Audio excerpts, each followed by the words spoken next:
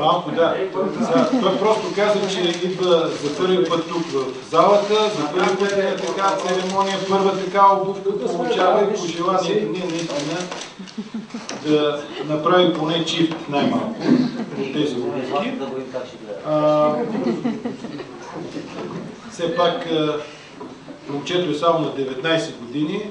В началото на октомври, първите дни, ще чества така 20 годишнината си. Е нормално да не знае как така, трябва да позира пред журналистите, но това лесно се научава. По-добре е, или по-важното е да знае как да играе на терена и да вкарва повече голове и да допринася за победата на своя отбор. Няколко думи традиционно от футболиста на кръга Станислав Костов. Заповядайте. Здравейте на всички. Искам да благодаря... Към микрофона. И на микрофона, моля ви. Искам да благодаря на всички, които са гласували за мен. Това е първа награда и наистина съм много щастлив. Караме да продължавам да работя още и да израствам като футболист. Искам да благодаря на целия отбор ЦСК, всички футболисти и тренерско ръководство, абсолютно всички от ЦСК, които ми помогнаха да спечеля тази награда. Футболист на кръга. Да, благодарим, колеги, за въпроси. Заповядайте, Росен. Честита първа награда. Всъщност няма начин млад футболист да не го притеснява, когато е в отбор като ЦСК, където постоянно се взимат звезди и чужденци. Наистина се притесняваш, че трудно ще дойде ред на младите тези, които да го школа. Да, така е, наистина. Трудно, но ще се борим и ако тренираш добре, показваш качества, рано или късно ще дойде твоя шанс, твой момент, в който ще покажеш, че заслужаваш и можеш да играеш в ЦСКА. Хубав отговор, да, заповядайте, с портал. Първенството започва тази седмица, спечелите Суперкупата, ще успеете ли да спечелите титлата? Може би следите какво се случва в другите ви предки конкуренти, лечите ли? Ами, надяваме се, това е... Ние сме ЦСКА, така че се бориме и за шампионска титла и за Купата на България.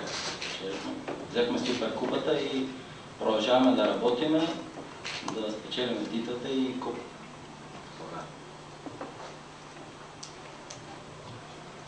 Сега петък ще научим и съперника на ЦСКА за плейофите за Лига Европа за групите. Така че първо ще става интересно, още въпроси. Да. Предстоят реваншите на другите български отбори. Какви са очакванията? Аз гледам само ЦСКА, коментирам. Има си хора, които да коментират другите съперници. Поне пожелаваш ли им успех? Пожелавам им, разбира се, пак са български. Добре, кажи поне според тебе, като човек, който е във футбола, гледам млад. Какво очакваш? Преценката ти, шансовете на другите два отбора, без да казвам да ги коментираш, кой ти на сърцето. Но ясно е, че ще се. Надявам се да победат си двата отбора. И Левски и Локомотив София имат своите шансове и надявам се да победат двата отбора. Да, заповядайте. Вчера изигра около 60 минути за ЦСКА последната контрола. Какво ви каза Неден Лукан след срещата? Доволен ли от представянето? Каза ни, че е доволен. Да, днес имахме разбор, каза и някои неща. Като цяло е доволен, но има все още какво се желае. Важно е, че ако играхме повече, тези, които не бяха играли толкова много,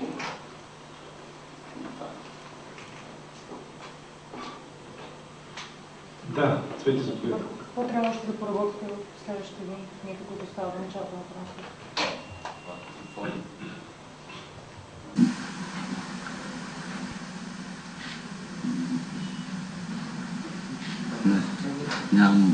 Не знам. Господин Радоканов ще каже какво трябва да работи. Това си става вътрешна. Не мога да издавам тайни тук. За старта на това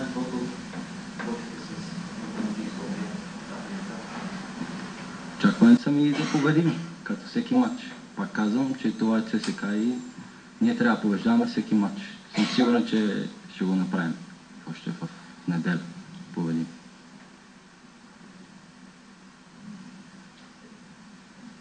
Въпроси? Да. Аз имам един въпрос във връзка с въпроса на Цвети от портал.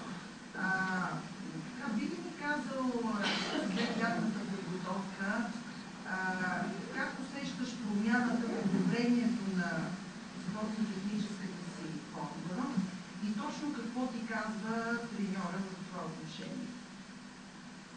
Значи, аз я усещам в какво... В кои елементи си подобрил съответно формата си? Не мога да отговоря на това. Защото в кои елементи съм подобрил, защото това си остава в нас. Вие сте хората, които виждате, подобряваме или не подобряваме нещата. Така че и господин Радоканов най-вече, той него зависи. Какво подобряваме и какво не. Той може да ви каже дали съм подобрил нещо или не съм, защото не се знае. Дали съм. Добре, аз искам един друг въпрос да задам, понеже тук ни е гостувал и Димитър Пенев, който в своите препоръки, беше тогава старши треньор на ЦСК, каза, младите да ходят футболисти по-малко в дървеница и това така ще подобри формата на отбора. Ти обичаш ли да ходиш по дискотеки? По принцип, като всеки нормален човек, и аз излизам по дискотеки, но в рамките на нормалната и когато сме почивка, разбира се. В смисъл, когато спечелиш купата на България, имаш позволение от ръководството да излезеш и да поразпуснеш малко, без алкохол. Да, разбира се, това е нормално, аз за това попитах. Въпросът е дали това ходене, ще позволиш ли тези малки почивки, които ви дава ръководството, да попречат на твоето развитие като футболист и на формата ти? Какво си решил? Няма да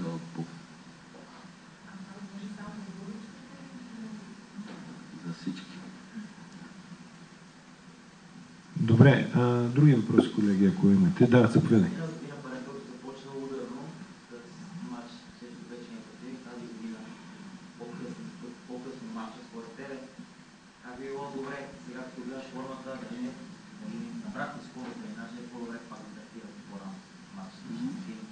Не, това за мен няма значение.